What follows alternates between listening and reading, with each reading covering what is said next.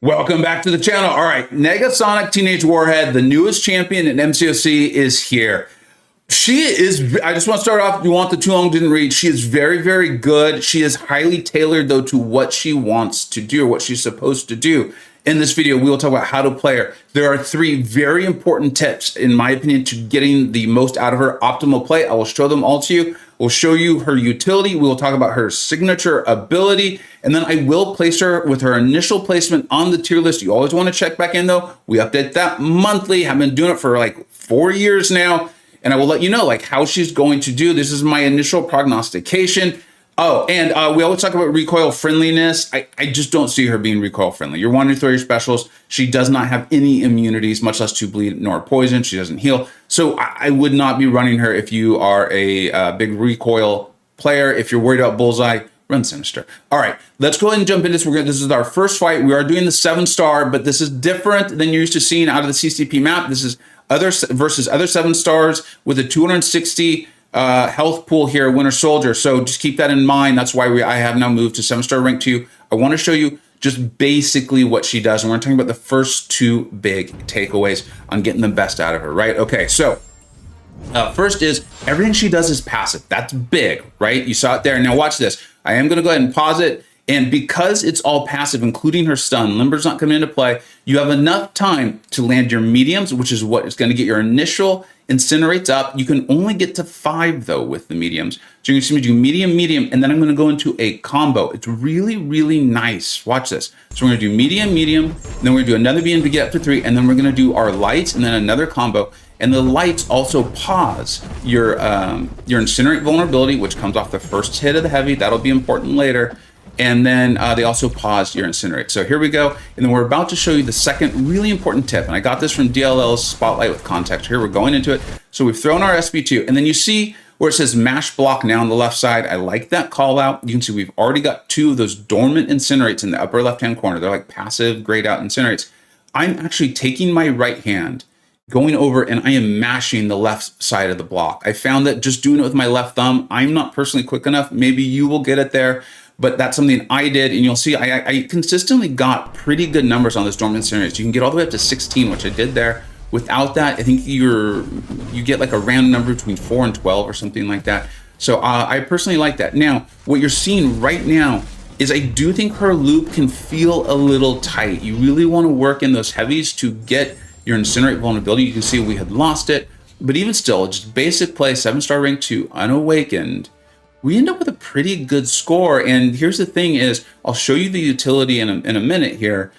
I don't know if your core fights and things like that are going to look that different aside from just the health pool. Now, the signature ability, I think it's a big deal for playing her. I think if you have a 7-star, you take her to rank 3, and you're kind of punching down, I think you'll probably be fine in your shorter length fights. But if you are wanting to go outside of that, if you're wanting to punch up, if you're wanting to take her outside of your shorter length battlegrounds, questing, maybe even war sort of fights, I think you really want her awakened. And here's a couple of reasons why.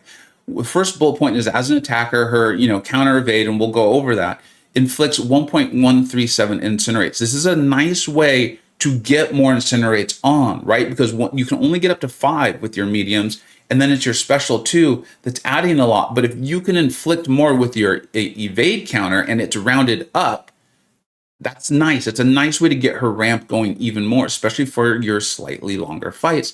And then here's the other part. And personal incinerates are a pause during her special attacks. Additionally, striker hits, which are a big deal, and counterattacks pause the incinerate.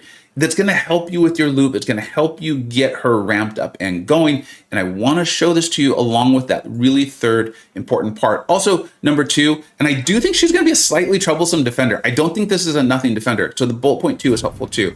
So you're going to see we're essentially going to start the fight off the same way, right? We're going to land our heavy, get the incinerate vulnerability going. It's great. And then now we're going to do our medium, medium into a combo now, get those incinerates going. This is all really, really good. And it's looking, I know right now you're like, this looks the same as the last fight. And you're right. As of right now, it does. So here we go. This is where it's going to get a little bit more tricky. I want to not have the defender have a bar of power. I don't want them throwing a special into this. And what I'm going to do now is I'm going to trigger her evade. And it is 100% if she's holding her heavy and they will throw a contact attack. So don't try this against like Shuri, who has non-contact attacks.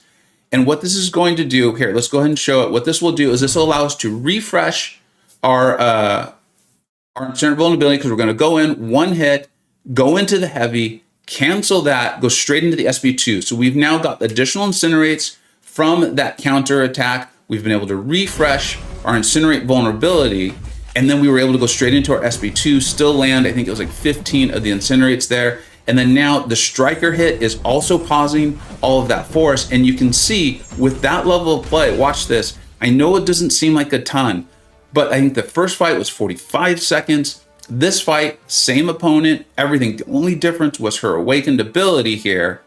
And this fight was 38 seconds. I thought it was 36, 38. So for your Battlegrounds players, for your war players who are really like wanting to minimize the amount of time in a fight so that they can minimize the amount of stakes, that's a lot of time. That is a lot of time. And you're also probably going to be taking her against Korgs and things like that, who are going to have more health than Winter Soldier. And so if you're doing that, you're set up, you're good to go. You don't need to worry about how am I going to work in another heavy or something like that, or take that time. So I really like that. The signature ability, plus what I feel is another elevated way to play her with that heavy into the special. I think that's really nice. Remember, you want to land the first hit, but remember, she's not having a stun debuff. It's a passive, so you have a little bit longer to get all that in. All right, now let's go ahead and take a look at some of her utility. This was honestly, I did have a little bit of trouble with her in bigger health pools. This Winter Soldier had about 800 per health. I think as you get used to playing her, you'll be fine. But I wanted to show you what it looks like when you actually do have all 40 of your incinerates up. There is a little bit of a play and some skill ask on refreshing the incinerates with your special one. That's kind of like your refresh special. The special 2 is your, land more incinerates. And then your special 3 is if you're having trouble landing your heavy. It's nice for those sorts of things. So you can see she can get a really nice amount of damage going in those bigger health pools. It's just a matter of landing that SP1, keeping them refreshed. Now we're going to look at her utility. All of her stuff basically are passives, and all of her attacks are non-contact, which is part of why I think she will be a slightly difficult defender to fight. But this is going to help you handle your skill champions, right? There's a reason why they said like all the current skill threats, she kind of neutralizes, right? Like we are taking 0 damage back there. Korg, this is a SIG 200 Korg. He's not shrugging our stuns or anything because they're not stun debuffs. These are all passives. And then I know everyone's going to want to see this, right? Because she is a very good Bullseye counter. And here it is. She's got that counter attack. Now her counter attack doesn't go on cooldown when they are counter attacking and getting skill. Make sure you really look at the wording on it, because it is very specifically tailored towards skill and Bullseye in general. But you can see it's really nice. Like you almost don't have to worry about his killer instinct passive or anything like that. But the reason why I'm showing you this is, and yeah, there's a rank difference and things like that. And then I almost like intentionally go very aggro on this, is you still do need to play against Bullseye. You still are going to need, you can see like those crit through the blocks still going to do damage. You still do need to play against Bullseye. Right there, I missed the parry, does a lot of damage, that sort of thing. But if you play well, she's really going to neutralize the threat of Bullseye, and it's just going to be a matter of how long does it take you? How quickly can you get your ramp going, get those incinerators going, and get it down? But as far as like being a really good, balanced, hard counter to Bullseye, I think she's a great one. And we'll talk a little bit more about that and why I threw the term balanced hard counter in there when we place her on the tier list. So let's go ahead and do that. All right, here she is on the initial placement of the tier list. This is going to be the updated version for May 2024. For those of you who've been following this for 4 years, you're like, hey, this looks a little different. You even named them differently, and that's true. That's accurate as we continue to iterate to get the best information out as we possibly can. We have updated it in preparation for the massive June update that happens semi-annually every year. But here we are, and she's in the scorching tier, and we've moved to the spice meter. People are really enjoying that. I like it, and it feels like it's universally understood, because I want everyone to see how great champions are in your second, third, and fourth tier on our tier list. So this is where she's landing right now. And I always try to start conservatively. I'd much rather promote a champion than demote them, right after they've come into the game. If the meta requires them to move down, that's fine. She obviously is built to handle the threats that current skill champions throw at us. And she does that phenomenally. But earlier in the video, I said it was balanced. And you have to, I think this is important to keep in mind, and why I initially was worried about her. And now I'm very much not. She has no immunities whatsoever. She doesn't handle evade, well, in a weird way. She doesn't handle unstoppable. The AI, she has no AI manipulation mechanics. Sometimes I did find that Winter Soldier or just a defender wanted to hold on to their special, and there was nothing I could do. And it would cause my loop to get slowed down or even have to restart. Now, that's only really a big issue in Battlegrounds or like your Eternity of Pain sort of fights, or maybe even in war. We have a little bit of pressure, but she has non-contact attacks. She has a passive damage source. She just gets around all of these threats. And so as of right now, I think her meta score is incredibly high.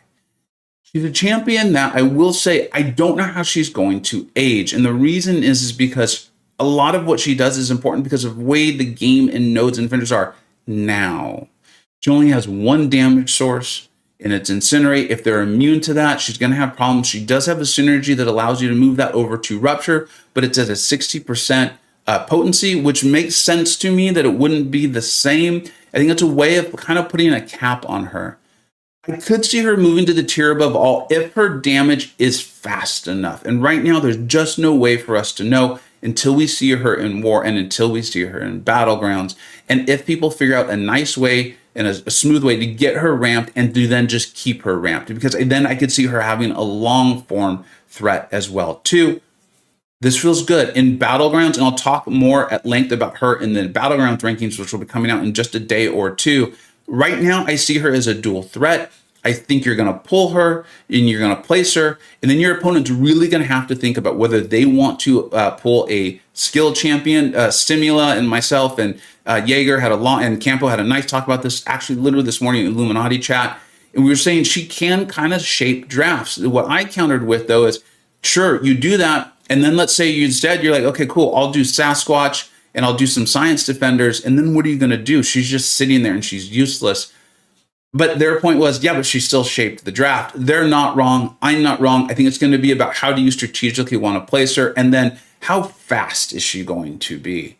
I think she's great. I think she's a really good addition to the game. I will probably get her from the early access and then just see how she goes. I take Battlegrounds pretty seriously, so she's great for me. And then I can see a world where Kabam is like, cool, new skill defender, you have to place D-Bus. I mean, I could just see this happening. That's the way the game works, and I don't think that's a gotcha moment. I think this is how they evolve the game. Like I said, I'm gonna put out a whole other video on her and how my feelings on her for the health of the game and the way I hope Kabam goes about attacking her essentially, and how they go about helping us defeat Bullseye. She feels like a really healthy step in that relationship between skill and mutant, and mutants and Bullseye in particular. As usual, let me know what you think. Let me know what we think we got right. Let me know what we think we got wrong. I will do updated comments, pinned comments. If there's something soon that we learn, always look in though to see how she evolves in the tier list, because I think this is an interesting one. I could see her in the tier above all. I really could, depending on what meta questions or demands are asked out of us. And I could see her maybe moving down a little bit in Scorching, but I think that even won't happen for a very long time unless the meta and defenders and nodes just moves on. Because remember, all of that stuff is passive. So like your ebb and flow type stuff, when they go debuff immune, she's still going to be A-okay. And I think that's really powerful. Thank you so much for watching. Take care.